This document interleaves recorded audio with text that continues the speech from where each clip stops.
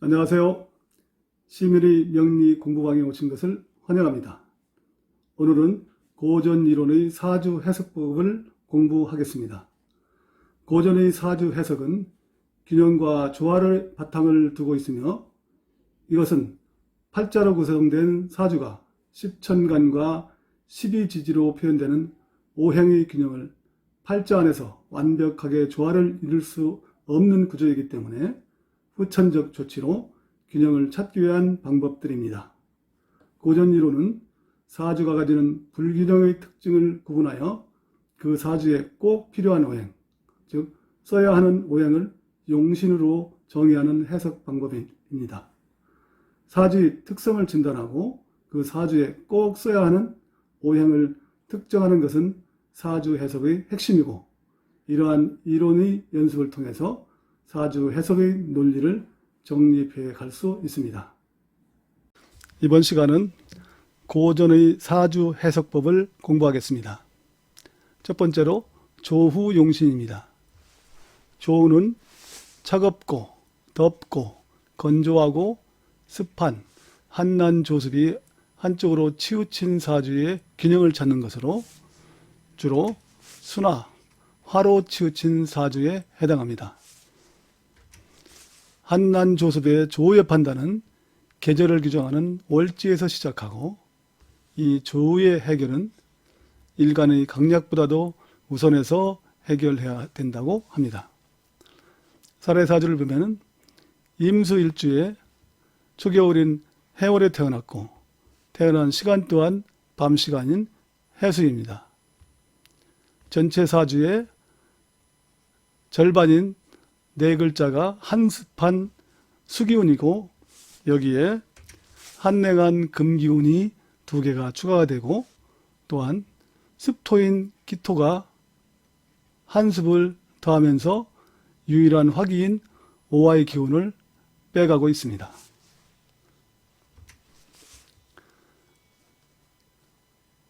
이렇게 이 사주의 조우를 계산하기 위해서는 화기가 절실히 요구되는데요. 일지에 있는 오와 하나로는 1대7의 수세를 감당하기에는 역부족입니다. 그래서 운의 화운을 기다려야 되는데, 운을 살펴보면 초운은 무술운으로 건토여서 수기를 제어하는 데는 효과가 있지만 조후를 계산하는 데는 어려움이 있습니다. 이어서 오는 화운이 들어오는데요. 정화운, 병화운, 미토운, 오화운, 서화운이 용신운이 50년간 지속되면서 발복한 사주입니다. 억부용신입니다. 억부용신은 사주 팔자 중에 특별히 세력이 강한 오행과 약한 오행의 불균형으로, 강한 오행은 억제하거나 기운을 빼주고, 약한 오행은 생하거나 북돋아서 균형을 찾는 것입니다. 주로 일간의 강약을 보완하는 것으로, 일간이 강할 때는 억제하는 것이 용신이 되고, 일간이 약할 때는 그 기운을 부양하는 것이 용신이 됩니다. 사례사주를 보면 정화일주가 자신의 비검이 6개인 화세를 형성하고 있고, 일지의 묘목 또한 인성으로 화세를 생하는 화기를 더해주고 있습니다. 여기에 관성계수가 하나가 있는데 이 수기가 증발할 지경입니다. 이 화기를 제어하기 위해서는, 제어할 수 있는 용신은 화생토로 화기를 설계하는 토가 있고, 또 수극화로 화기를 제어하는 수가 용신이 됩니다. 그런데 운을 보면 초운에는 화운과 목운이 계속되면서 화세를 더 북돋우는 운이 들어와 이 시기에는 많은 고생을 했을 것입니다. 그리고 이어서 개축운, 임자운, 신의 운이 수를 제어하는 수운과 화기를 흡수하는 습토운이 오면서 용신운의 위력으로 발달한 사주입니다. 다음은 통관용신입니다. 통관은 상극하는 두 세력의 대립을 상생의 순환으로 이끄는 오행을 말하는 것인데요. 상극관계로 대립하는 두 오행을 상생의 흐름으로 연결해서 소통하는 오행이 바로 통관용신입니다. 예를 들면 화와 금이 극하는 대립을 하는데 토가 매개하면 화생토, 토생금으로 순환되어 이 토가 용신이 되는 것입니다. 사례사주를 보면 정화일주에 화세가 넷으로 세력을 형성하고 있고 또 이와 대립하는 금기가 유가 3개로 세력을 형성하고 있습니다. 그래서 화와 금이 서로 대립된 세력을 이 사주에는 기토가 용신이 되어 화기를 빼주고 그 화기를 빼서 금을 생하는 상생의 구조로 흐르게 하고 있습니다. 이것은 바로 우리가 십신을 배우면서 공부했던 식신생제라고 말하는데요. 기토는 정화의 식신이고 또 유금은 정화의 재성입니다. 그래서 화기가 기토를 생하고 기토가 재성인 금을 생해서 식신생제의 흐름을 만들어내는 것입니다.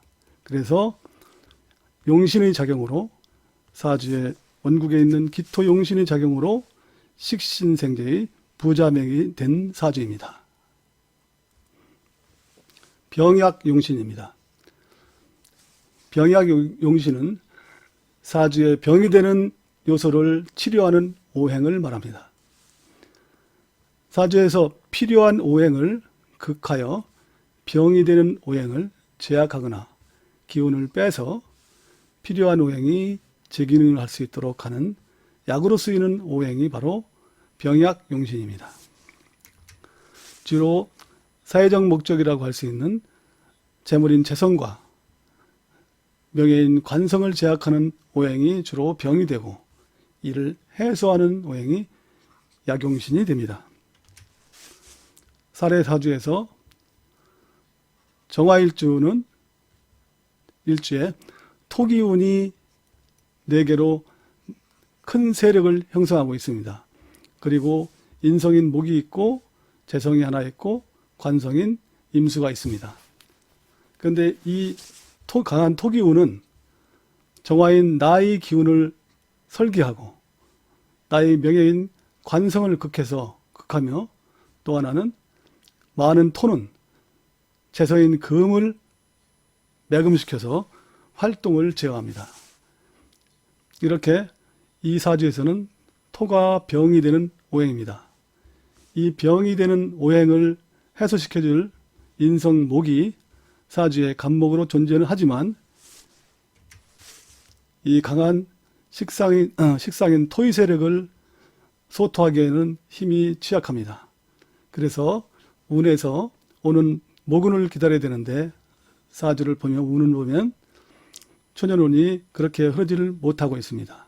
그러나 중년 이후에 갑인운과 을묘대운이 와서 강하게 모근이 들어오면서 토를 소토하여 관성과 재성이 활성화될 수 있도록 열어주고 있습니다. 그래서 이 대운에 갑인대운, 을묘대운에 부와 귀를 누린 사주입니다. 지금까지 고전의 사주 해석법을 공부하였는데요. 실제 사주에서 우리가 참고할 사항을 말씀드려 봅니다. 일간이 사주에서 나를 대표하는 위치에 있지만 꼭 사주의 특성을 대표하는 것은 아니라는 것입니다. 사주를 구성하는 팔자가 모두 나의 특성을 나타내는 코드입니다. 흔히 우리가 일간을 중심으로 특성을 파악하는데 익숙해져 있는 면이 있습니다. 그러나 사주의 특성 판단은 사주의 구성을 읽어서 다양한 해석의 접근이 필요합니다. 예를 들면 일간의 형세를 보고 일간이 견고한 환경을 구축하여서 사주의 흐름을 리드한다면 일간의 오행이 사주의 특성으로 발현될 수 있습니다. 또한 세력으로 보면 사주의 세력을 형성하는 오행 또는 사주에서 중심적인 역할이 하는 오행이 그 특성으로 발현될 수도 있습니다. 또한 필요한 오행입니다. 사주에는 없거나 약하지만 사주에서는 꼭 필요한 오행이 있다면 그 오행이 본능적인 성향으로 작용할 수 있습니다. 이렇게 사주의 구성을 읽어서 그 특성을 판단하는 그 다양한 접근들이 필요한데 우리가 늘 보았던 사주의 예를 들어서 말씀드려 보겠습니다. 이 사주에서 일간인 병화는 식상인 토기운에 설기되고 관성인 수기운에 억압이 많아서 약한 환경에 처해 있습니다. 이런 경우라면 관성 수에 억눌린 힘든 환경에 순종을 하거나 또한 이 관성의 세력에 저항하려는 반항적 성향이 보여질 수 있습니다. 또한 세력으로 보면 수가 가장 강한 세력을 형성하고 있는데 이 강한 성향이 표출된다면 수의 속성인 자신의 지혜나 힘을 배경으로 상대를 억누르고 자기 주장을 관철하려는 관성의 성향이 표출될 수도 있습니다. 또 필요한 오행으로 보면 이 사주에서 가장 필요한 오행은 목인성입니다. 목인성이 강한 관성을 통관의 상생상극으로 관인상생으로 돌릴 수 있는 오행이기 때문입니다. 그래서 이 사주에서는 목인성이 가장 절실하게 필요하므로 본능적으로 이 목인성을 얻기 위한 배우고 익히며 역량을 키우고 준비하는 성향이 표출될 수도 있다는 것입니다. 이렇게 사주의 해석은 사주의 구성 안에서 읽어낼 수 있는 다양한 이야기들을 읽어내고 그 속에서 자신을 성찰할 수 있는 요소를 찾고 거기서 삶의 방향을 찾아가는 것이 사주를 공부하는 의미라고 하겠습니다.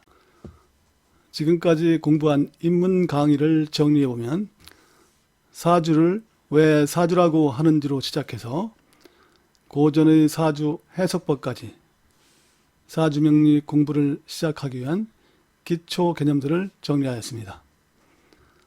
사주를 포기하는 천간과 지지를 보면 그것이 어떤 오행에 속하는지를 구별할 수 있고 오행의 개념과 상생상극의 상호관계를 이해하였다면 해석법에서 제시하는 일간의 오행이 무엇이고 뿌리가 잘 형성되어 있는지 또 사주 팔자 중에 어떤 오행의 세력이 강하게 형성되어 있는지 내 사주에서의 필요한 오행은 무엇인지를 파악할 수 있는 정도의 이해력은 생기셨을 것이므로 지금까지 공부한 내용으로 자신의 사주를 놓고 내가 어떤 특성과 성향을 가졌는지를 읽어내는 연습을 하시면서 앞으로 이어질 기초 강의와 변화론들을 통해서 차근차근 사주의 분석력을 키워가실 수 있을 것입니다.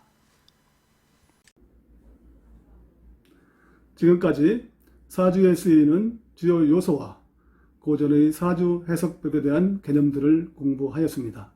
음양, 오행, 십신은 사주 해석의 전부라고 해도 되는 핵심 요소입니다. 명리학의 입문을 돕기 위해서 개념을 중심으로 강의를 하였고 다음 강의부터는 지금까지 공부한 주요 개념들을 반복하여 이해를 확장하는 공부를 할 것입니다. 음양의 상대성, 오행의 개념과 상생상극, 십신의 개념과 상호관계를 기억하시고 사주를 통해서 확인하는 연습을 하시면서 공부에 임하시면 흥미로운 공부가 될 것입니다. 다음 시간에 뵙겠습니다.